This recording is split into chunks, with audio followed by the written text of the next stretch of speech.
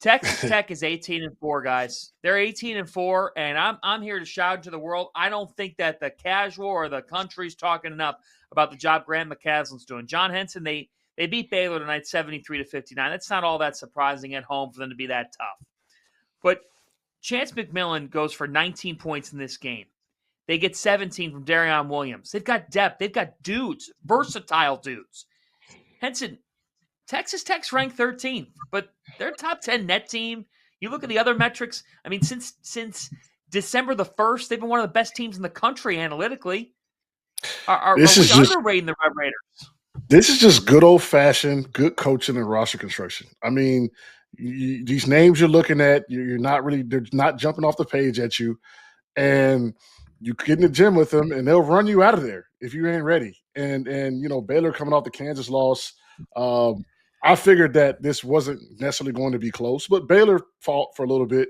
McMillan hits 3 threes in a minute 16, opens the game kind of back up.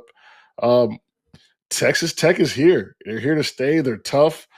We've talked about them over the years, right? They've made little runs and, started with Culver, and they've kind of been a program on the rise. And, maybe they've turned the corner this year. I mean, they have turned the corner this year. So hopefully they can be consistent down the stretch. But, man, in 2 weeks, we could be talking about this team as the best team potentially in the Big 12, making a tournament run, and getting, Sweet 16 or even more.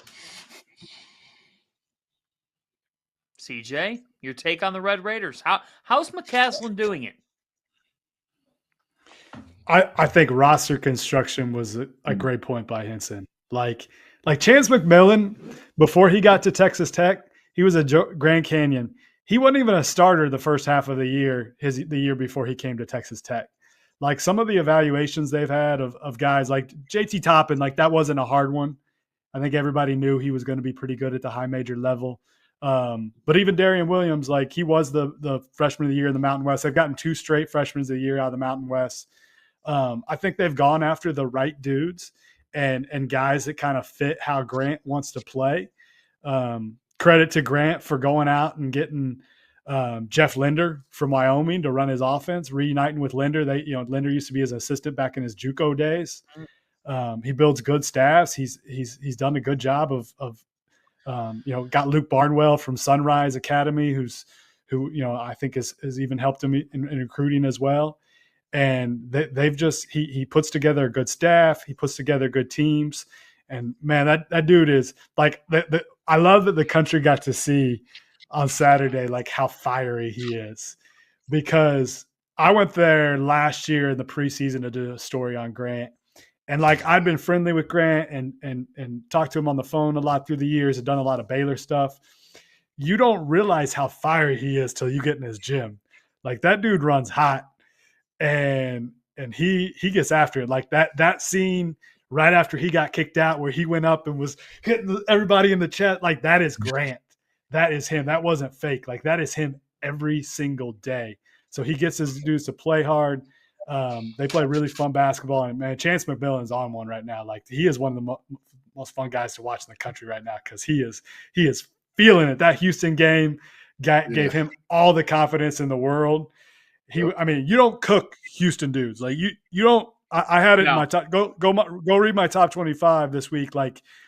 They don't get beat in isolation, and Chance did that in that overtime of that game and throughout that game, and you could see that carrying over to today. And it's kind of like St. John's where that snowball is rolling down the hill and they are getting confidence by the game.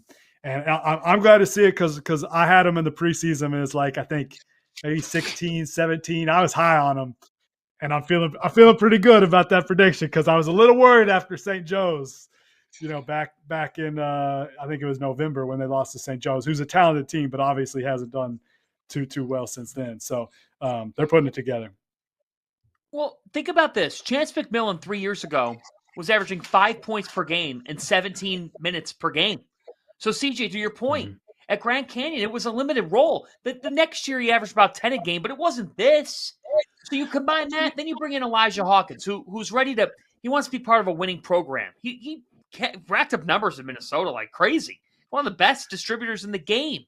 So you've got a mix of players. JT Toppin, we said when they got him, like gem of a portal pickup. And I think the biggest thing you just said there with McCaslin's demeanor, that fits Texas Tech to a T. They've got fans who are in your face. They've got a culture that's, hey, we're going to be better than you. They kind of have to carry that if you put all the Big 12 schools together and you had a representative go into a bar, let's say each school has a team that's going to have one person go into a bar for them.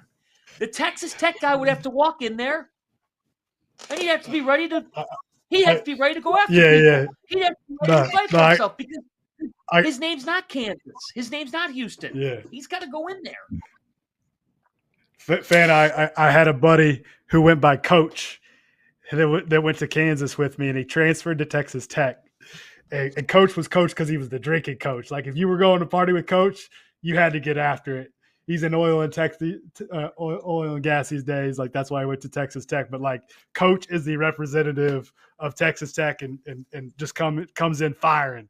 And that is Texas Tech. You hit it there. So shout out to Eric Eves, Coach, because he's still loving his Red Raiders.